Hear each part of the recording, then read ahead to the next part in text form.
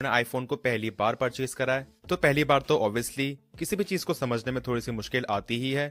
But guys don't worry, आज मैं इस वीडियो में आईफोन 15 की सभी इंपॉर्टेंट सेटिंग्स आपको बताने वाला हूँ। अब इनफैक्ट जो लोग पहले से ऑलरेडी आईफोन को यूज कर रहे हैं उनके लिए भी ये वीडियो काफी इंपॉर्टेंट होने वाला है। स्पेशली iOS 17 में जो नए फीचर्स इंक्लूड हुए हैं उसके बारे में काफी सारे लोगों को नहीं पता। अब सेटिंग्स को ओपन करने के बाद यहाँ पे सबसे पहले इंपॉर्टेंट सेटिंग आती है इन मोबाइल सर्विस। इस पे टैप करने के बाद आपको नीचे स्क्रॉल करना होगा। देन यहाँ पे आप देख सकते हैं यहाँ पे एक ऑप्शन दिख जाता है आई क्लाउड बैकअप का। अब इसमें बेसिकली ऐसा होगा, मतलब कि जब भी वाईफाई अवेलेबल नहीं है तो यहाँ पे आई क्लाउड के बैकअप के लिए मोबाइल डेटा को यूज करता है। अब ऑब्वियसली हर किसी के पास अनलिमिटेड डेटा नहीं होता है एंड यहाँ पे क्लियरली मेंशन भी कर रखा है दिस में cause you to exceed your data plan. Make sure आप इसको टर्न ऑफ कर दें। इसका मतलब है अब जब भी वाईफाई अवेलेबल होगा आई क्लाउड का बैकअप तभी होगा, मोबाइल डेटा पर नहीं होगा। इसके बाद चलते हैं हमारी नेक्स्ट इंपॉर्टेंट सेटिंग में विच इज नोटिफिकेशंस। इसको ओपन करने के बाद आपको यहाँ पे 3 ऑप्शन मिल जाएंगे, मतलब कि आप नोटिफिकेशन किस तरीके से देखना चाहते हो, स्टैक, लिस्ट या फिर काउंट, अभी आपकी चॉइस है। बट इंपॉर्टेंट चीज तो ये है दैट आप किस एप्लीकेशन के नोटिफिकेशन को देखना चाहते हो या फिर ऑफ करना चाहते हो, यहाँ सब कर सकते हो।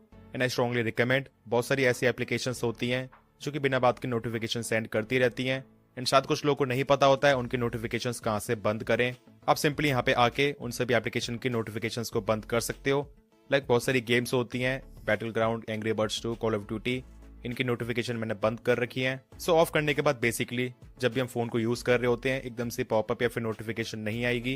एंड इसी के नीचे आपको यहाँ पे 2 ऑप्शन और मिल जाते हैं, गवर्नमेंट अलर्ट्स। सो आपने नोटिस करा होगा कोई ऐसा अलर्ट या फिर नोटिफिकेशन होता है जो कि गवर्नमेंट चाहती है सभी मोबाइल फोन्स पे मिल जाए। तो जब भी गवर्नमेंट कोई भी इंपॉर्टेंट नोटिफिकेशन या फिर अलर्ट को रिलीज करेगी, अगर ये वाला ऑप्शन ऑन है इसका मतलब आपका फोन अगर साइलेंट मोड पे भी है उसके बाद भी वहाँ पे जो अलर्ट है वो आपको सुनाई देगा। वैसे आई रिकमेंड आप इसको टर्न ऑन रखें, अच्छा ही है। अब इसके बाद नेक्स्ट बात करते हैं सॉफ्टवेयर अपडेट की।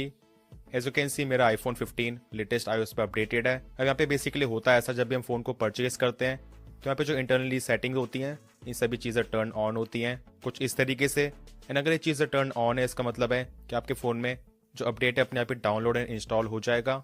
अब वैसे तो ये चीज़ कन्वीनियंस के लिए ठीक है, मतलब कि अगर आप चाहते हो आपका फोन अपने आप ही अपडेट हो जाए, बट मेरी राय में इसको टर्न ऑफ ही रखिए क्योंकि कई बार ऐसा होता है कोई ऐसी अपडेट है जो कि इतनी अच्छी नहीं है, कुछ बग्स हैं या फिर प्रॉब्लम्स हैं, बैटरी ड्रेन हो रही है।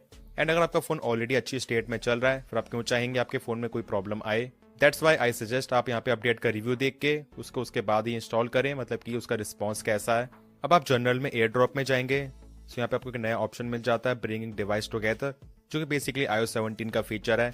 जैसे हम 2 आईफोन्स को एक दूसरे के पास लाते हैं देन इस तरह की कूल सी एनिमेशन आती है। अब वैसे तो ये फीचर बहुत अच्छा है, देखने में कूल भी लगता है, बट कई बार ऐसा होता है जब भी हम 2 आईफोन्स को एक दूसरे के पास लाते हैं अननेसेसरली एनिमेशन आती रहती है क्योंकि ऑब्वियसली वो तो यहाँ पे आपस में कनेक्ट करने की कोशिश करेंगे ही। सो आई रिकमेंड आपको जब भी फ्रेंड्स, फैमिली, उनके सामने इसको यूज करना है इसको टर्न ऑन कर लीजिए एंड वैसे इसको टर्न ऑफ ही रखिए। ऐसे जब भी टर्न ऑन रहता है आपके फोन की बैटरी भी ज्यादा ड्रेन होती है, एज ए NFC के थ्रू हमेशा डिटेक्ट करने की कोशिश कर रहा है किसी और आईफोन को। बाकी इस वाले फीचर को तो टर्न ऑन करके रख सकते हो। इसमें बेसिकली हुआ क्या, जैसे आप एयर ड्रॉप को परफॉर्म कर रहे हो इन वाईफाई कनेक्शन अगर हट गया है उसके बाद भी मोबाइल डेटा के थ्रू यहाँ पे जो एयर ड्रॉप का पूरा ट्रांसफर है कंप्लीट हो जाएगा। अब इसके बाद नेक्स्ट हम चलते हैं एक्सेसिबिलिटी में। यहाँ पे आपको काफी सारी इंपॉर्टेंट सेटिंग्स मिल जाती हैं, यहाँ पे मैं इंपॉर्टेंट चीजें बताने वाला हूँ। तो उसके बाद हमें जाना होगा डिस्प्ले एंड टेक्स्ट साइज में। यहाँ पे सबसे नीचे आपको एक ऑप्शन मिल जाता है ऑटो ब्राइटनेस का। अब डिफॉल्ट तरीके से मतलब कि जब भी आप फोन को परचेज करते हो ये फीचर टर्न ऑन आता है। सो हाँ, डेफिनेटली आप इस फीचर को टर्न ऑन ही रख सकते हो, कोई भी इशू नहीं है। मतलब कि एनवायरनमेंट के हिसाब से ये ब्राइटनेस को अपने आप ही एडजस्ट करेगा। बट फिर भी मैं इसको इसलिए हाईलाइट कर रहा हूँ क्योंकि कुछ लोगों को नहीं पता होता आईफोन में ऑटो ब्राइटनेस का फीचर है कहाँ, काम किस तरीके से करता है। So specially iPhone 14 pro, 15 and 15 pro series में, मतलब कि जिनमें 2000 निट्स की ब्राइटनेस है, अब जैसे इसे बंद करते हो उसके बाद आपके हाथ में यहाँ पे मैनुअल कंट्रोल तो आ ही जाता है ब्राइटनेस का। एंड जैसे यहाँ पे हम ब्राइटनेस को फुल करेंगे तो यहाँ पे जो डिस्प्ले मैक्सिमम ब्राइटनेस है वो 1000 निट्स ही प्रोड्यूस करेगी, 2000 निट्स नहीं जाएगी। एंड 2000 निट्स जाएगी तब जब हम इसे ऑन कर देंगे एंड जाएंगे आउटडोर्स में, मतलब कि एक्सट्रीम सनलाइट में। एंड इसी के साथ अगर आपको स्पेशली इंडोर्स में ज्यादा ब्राइटनेस चाहिए तो आप इसको टर्न ऑफ करके रख सकते हो क्योंकि अगर ये ऑन होगा तो ब्राइटनेस अपने आप ही अपने तरीके से एडजस्ट होती है। उस केस में जो आईफोन है ब्राइटनेस इतनी ज्यादा प्रोड्यूस नहीं करता है बैटरी सेव करने के लिए। वहीं इसके बाद टच में आपको और भी बहुत सारे इंपॉर्टेंट फीचर मिल जाते हैं, लाइक रीचेबिलिटी। अगर आप इसको टर्न ऑन रखते हो उसका मतलब आप जैसे ही इस तरीके से डिस्प्ले पे नीचे स्वाइप करते हो तो आपको यहाँ पे बेटर रीचेबिलिटी मिल जाती है सिंगल हैंडेड यूज के लिए। और इसको आप टर्न ऑफ कर दोगे तो बेसिकली यहाँ पे ये वाला फीचर काम नहीं करेगा। स्पेशली हैप्टिक टच में iOS 17 में यहाँ पे चेंज करा गया है, मतलब कि पहले 2 ही ऑप्शन होते थे, आपको यहाँ पे एक फास्ट का ऑप्शन भी मिल जाता है। तो आप जैसे यहाँ पे टैप करोगे तो ये काफ़ी तेज़ हैप्टिक फीडबैक को परफॉर्म करता है। एंड पहले मैक्सिमम यही था जो यहाँ पे आपको डिफ़ॉल्ट में मिलता है, इस तरीके से ही होता था। अब शेक टू अंडू का फीचर आपको यहाँ पे डिफ़ॉल्ट ऑन ही मिलता है। तो इसका मतलब सिंपल सा है, जब ये टर्न ऑन होता है उस केस में आप अपने आईफोन को सिंपली शेक करके किसी भी चीज़ को अंडू कर सकते हो, मतलब कि टाइपिंग कर रहे हो या फिर कोई और चीज़। अब जिसे ये चीज़ यूज़ नहीं करनी है, एक्सीडेंटली यहाँ पे फ़ोन शेक करने के बाद अंडू हो रहा है, तो इसको टर्न ऑफ कर सकते हो।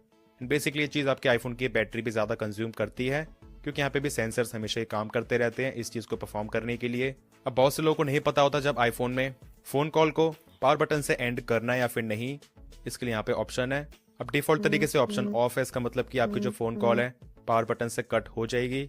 बट अगर आप चाहते हो ऐसा ना हो एंड पावर बटन से कॉल कट ना हो, तो आप इसको सिंपली टर्न ऑन कर लीजिए। यहाँ पे लिखा हुआ है prevent lock to end call.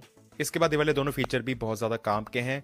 Call audio routing, इसका मतलब जब भी फ़ोन को पिक करते हो, मतलब कि नॉर्मल या फिर फेस टाइम कॉल, तो यहाँ पे जो आवाज़ है वो किस तरीके से आनी चाहिए।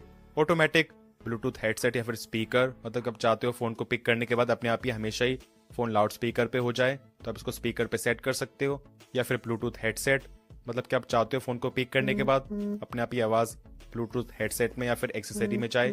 इसके नीचे मिल जाता है ऑटो आंसर कॉल्स का ऑप्शन, मतलब सिंपली आप कॉल को ऑटो आंसर करना चाहते हो, कितने सेकंड बाद इसको सेट कर सकते हो। अब जो ये बैक टैप वाला फीचर है बहुत ज़्यादा काम का है, स्पेशली आईफोन्स में बहुत ज़्यादा फेमस भी है। यहाँ पे दो ऑप्शन है, double tap and triple tap.